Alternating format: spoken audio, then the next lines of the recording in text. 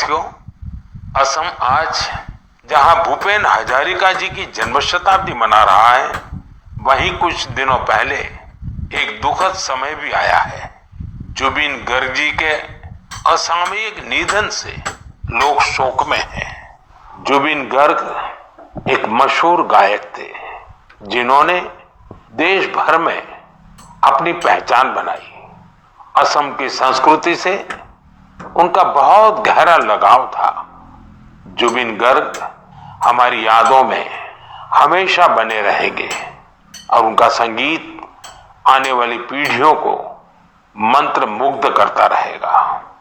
जुबिन गार्ग आसिल अहोमोर हमोस कृतिर उज्ज्वल रत्नो जनोतार हृदय तेयो हृदय जियाय थाकिबो।